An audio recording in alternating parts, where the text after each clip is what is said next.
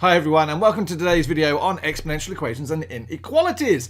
So much fun and such a short period of time to be able to talk about it. But what are they? Well, they're just a continuation of the videos we've done before. So by the end of this lesson, what I'm really hoping to happen is that you'll identify what an exponential equation is, how to solve them, and how to use them with inequalities. Now, from previous videos, don't worry about inequalities. They're awesome. It's just areas above graphs or below the line or on the line. Yeah, remember? Quadratics? Yeah. Striking the fear of everything into me. But we've got this now. The brain's ready. We're ready. So in our previous video, we've looked at what exponential graphs look like. And here, in this graph, are 4 of them. Okay, so this one here is y equals 2 to the power of x. This one here is 3 to the power of x. And I would believe that this one here, because I was trying to mix things up, was 10 to the power of x. I put a few coordinates on because we just need to prove where these points fall through. And as we know that it doesn't matter whether we got 2 to the power of x, 3 to the power of x, 10 to the power of x, or in that matter a half to the power of x, and we'll come back to that in a moment. Whenever I put an x value of 0 in, every single one of these comes out to be 1 when x equals 0. So all of the points, as I've circled here, and I'm going to circle again, go through 0, 1. This graph here is actually, yes, y is equal to the half to the power of x. Now, do you notice what happens there? It's actually going the other way around. And if you're not sure why, please go back and watch my previous video. It'll explain everything to you. But look, knowing what they look like is absolutely great. But we have to be able to solve these things. And what do we mean by solve? Now, way back in time, where there were dinosaurs crossing the earth, or it would appear in my video. Yeah, and as I was running around in a loincloth, too much information, yeah? I thought so too. I had to not only sketch these things by hand, we didn't have CAS calculators, I had to be able to solve them by using actually accurate graphs. Now, obviously, when we solve things now, if we have our quadratic here, or I can use an amazing program called Desmos or desmos.com, which does a graphing calculator for me, and it's already solved that for me. Now, when it's solved, we're looking at these equals 0 business. So using this as an example, we're going to use the t method. Draw my t and put my -6. I want the factors of 6, which are, the factors of 6, which are 1 and 6 and 2 and 3, and I want them to add to make -5. Well, at this point, they're not going to add to make -5 unless I make one side negative. And there we go. If I have +1 minus 6, it gives me the -5. Why do we do this? To split it up into groupings. So we get x squared minus 6x plus x minus 6 equals 0. And in a previous video, I've said it doesn't matter which side those numbers are placed on in the middle. It can be minus x or plus x minus 6 or minus 6 and plus x. The reason we do this is so we can now group. So I'm going to take x out of there and leave me x minus 6. And I'm going to take 1 out of there, which will give me x minus 6 equals 0. I have 2 terms, which means I can factorize again, which gives me the x minus 6 and x plus 1 equals 0. Now, the great thing is we have 2 things multiplied together, which means we have the null factor law, which means that either x minus 6 must equal 0 or x plus 1 must equal 0, which gives me my x values of 6 or my x values of -1. And long way about doing it, because obviously Desmos had already done it for me, or we're now going to call him just Des. But there are my solutions, -1 and 6, written in coordinate form. What about this one, though? What about if I was solving x squared minus 5x minus 6 equals 5? Now, previously, just above, that was x squared minus 5x minus 6 equals 0. And why was it equal 0? Well, actually, the reason it was equal 0 is because we were trying to find the solutions there when the line y is equal to 0. Now, it's really important that you know the difference, because actually my equation should be written as y equals x squared minus 5x minus 6. If I want to solve for all points where y is equal to 0, then I have x squared minus 5x minus 0. I make the y value 0. Now, it seems a bit weird when it's written that way, and so more generally, we write things like this. And then we go on and solve them. But this whole point here says solve for where my graph crosses the line y equals 0. So what do you reckon this means then? If I've got this example here with 5, well, yes, I could rearrange it and have x squared minus 5x minus 6 minus 5 equals 0. So x squared minus 5x minus 11 equals 0. I could go ahead and solve that. But actually what I can also do is draw the same graph, my x squared minus 5x minus 6. That's this blue graph here. So this is the one of x squared minus 5x minus 6. And what I've done is I've drawn a line through y equals 5. And lo and behold, what happens when I solve those two together? I get minus 1.653, comma 5, and 6.653, comma 5. So my solutions to this equation are actually x is equal to minus 1.653 and x is equal to 6.653. Now there's another video that explains that a little bit more depth, but it's always useful to know that when we're solving equations, we're really trying to find where they meet. So now we're going to go on to exponentials. And exponentials, building on the lesson previously with regards to index notation, is nothing more exciting than absolutely having things to the power.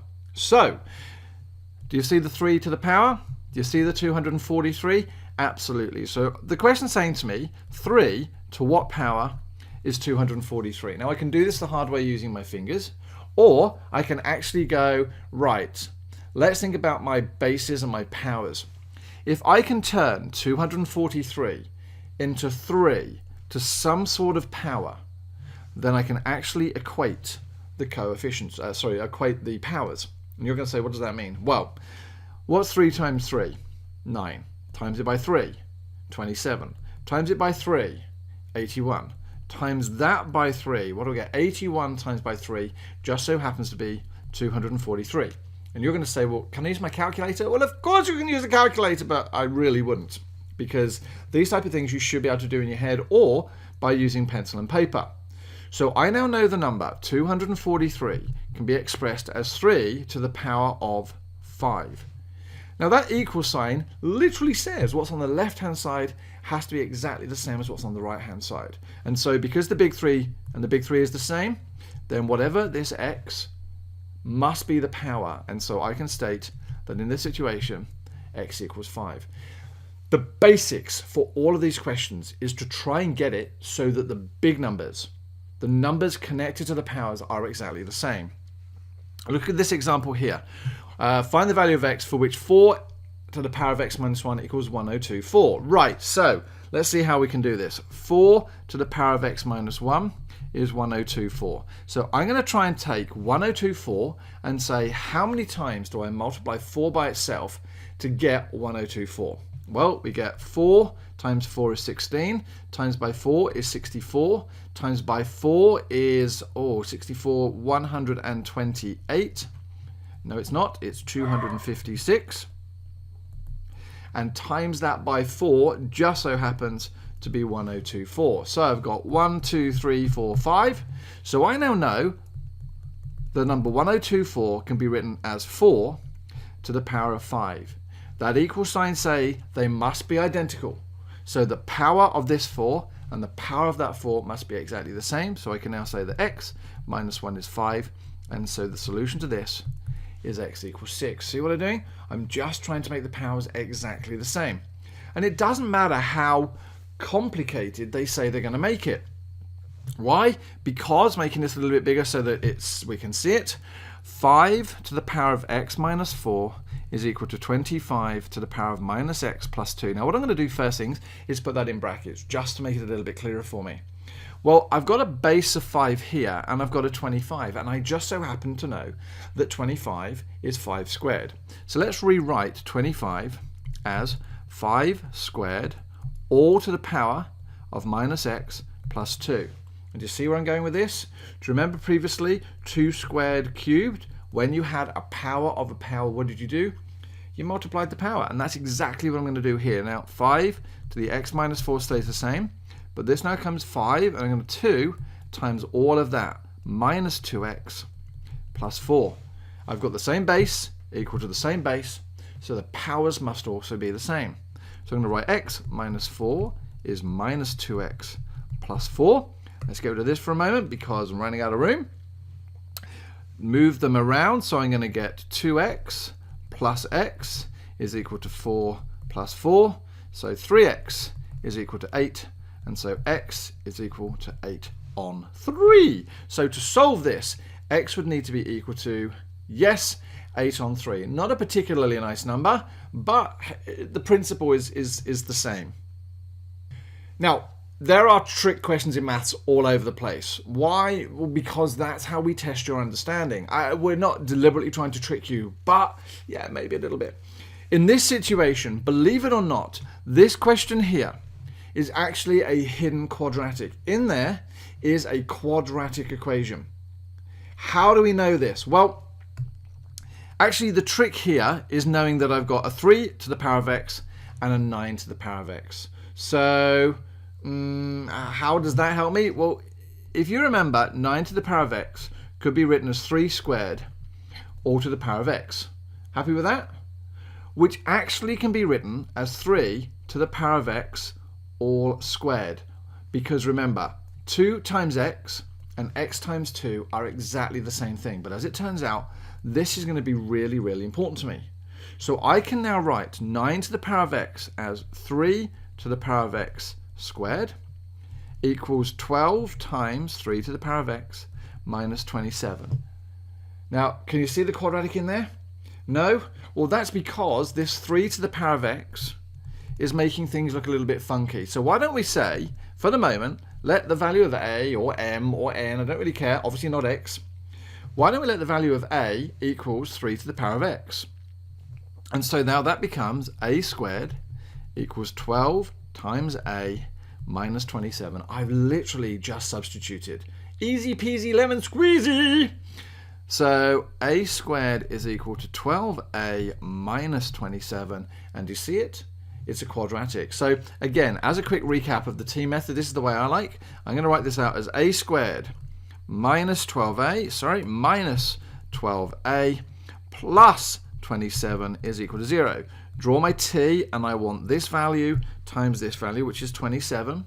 Factors are 1 and 27, 3 and 9. So they add together to give me 12. That's really good. But I want minus 12, so I'm going to make it minus 3 and minus 9, which gives me the right factors. So I'm now going to write this as a squared minus 3a minus 9a plus 27 is equal to 0. Factorize gives me a minus 3 minus 9 gives me a minus 3 equals 0. And so I now have a minus 3 and a minus 9 as my solutions, which will tell me, using the null factor law, that a is equal to 3 or a is equal to 9. Now you're going to say, there you go, there's my answer, I'm done. But actually no, remember, we basically made our question look easier by having this a equals 3 to the x.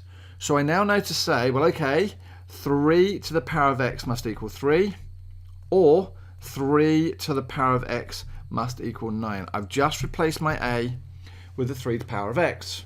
Well, what power here makes 3 to the power of x just 3? Well, in this situation, x equals 1. And 3 to what power gives me 9? And in this situation, x equals 2. These type of questions, these hidden quadratics, and I'll delete that little circle there for the moment, are used ever such a lot in exam situations because they test quadratics, they test indices, they test your algebra. So please try and keep an eye out those. Now, when all else fails, and as I say there, when the going gets tough, the tough grab their CAS.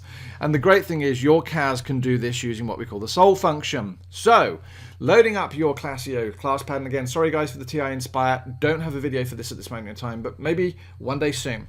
So, for this, you load up the solve, and as I say here, make sure you tell the calculator what equation it is. I have the question that says solve 4 to the power of x is equal to 15. Not something we're going to be able to do easily. So put in my brackets solve, open brackets, and we must put the comma x. And this x, as I say, is really, really important because it tells me what, or tells the calculator, what are you trying to find? We're trying to find the value of x. And when I press execute or equals, out comes my one value of x equals 1.95344444444. Because my question said to 2 decimal places, when I put it down on my question or my answer, I would write, hence, x equals 1.95. So the calculator is awesome. Finally, ladies and gentlemen, solving inequalities. Inequalities are awesome because they're just talking about regions of graphs. They're talking about areas.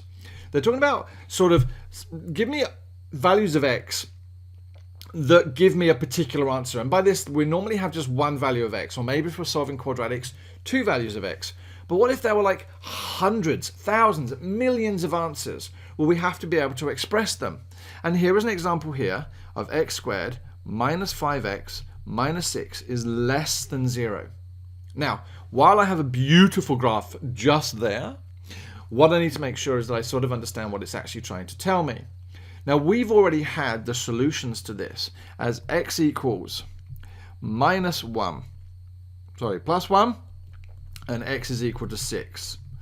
Now, previously, as I wrote there, we put equal to 0. But what we're trying to do is we're trying to find the solutions for where that's less than 0. Now, drawing a sketch, and I've got Desmos to do this for me here, I notice that it does this, it goes through -1, and it goes through 6. So we're looking for the y values of that graph that are less than 0, or otherwise known as negative. And as I've done in previous videos, if you remember, anything above this line is positive y value, anything on the line is equal to 0, and anything below the line is negative. So because we want y is less than 0, I'm looking for the negative section of the graph, which happens to be this section here, which is actually all values between -1 and 6. It doesn't include 1 and 6, so it's all the values between 1 and 6. Now Desmos, which actually can do this for me, and again remember Desmos is an online graphing calculator, it's trying to show me the area of the graph that actually works that inequality.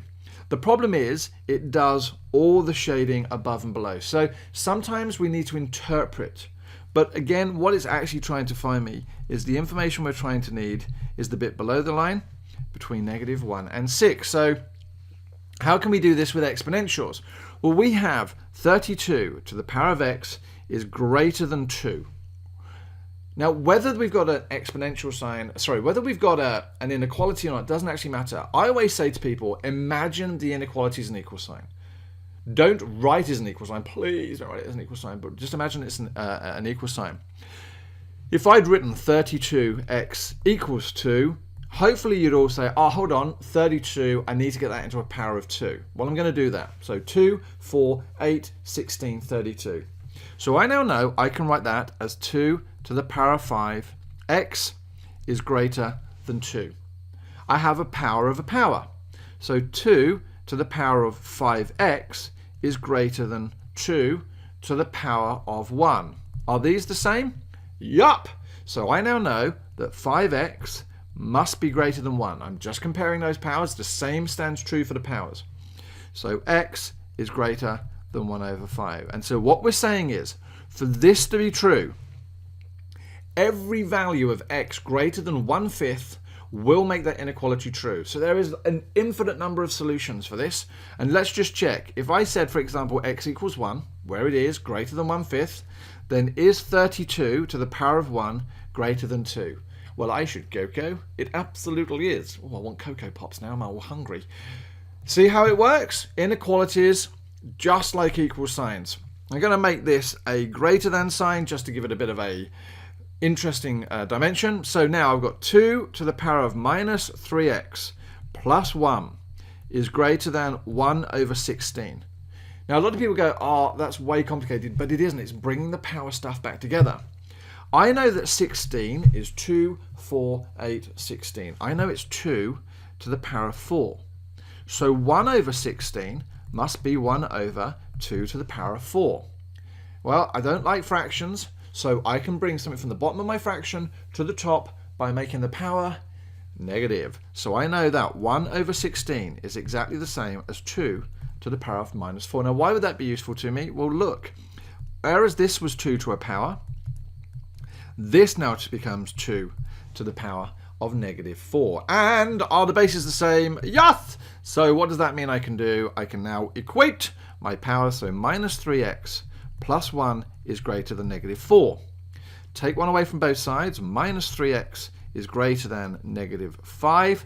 And here's the clincher. The only thing that you've got to watch with inequalities is that when you multiply or divide by negative 1, you have to swap the inequality around. Now you're going to say, what does that mean? Well, I'm now going to divide both sides by negative 3. Because I'm dividing by a negative number, that means I have to switch my inequality. So that's going to become x. My inequality now goes that way, and that becomes minus 5 divided by minus 3. So x becomes less than 5 on 3. And again, if you want to test this, then you can put values in here and it will work out. Now, that was 22 minutes long again. Wow. Try and make these 15 minutes, but I'd rather give you a decent introduction with examples than try and rush through this. So this has been it on solving exponential equations and inequalities. Thanks so much for watching. If you've enjoyed it, why don't you subscribe? It would be greatly appreciated. I'm desperate to get these numbers up. If not, hey, there's another video loading for you now. It's been good seeing you. All right, take care, and we look forward to seeing you again.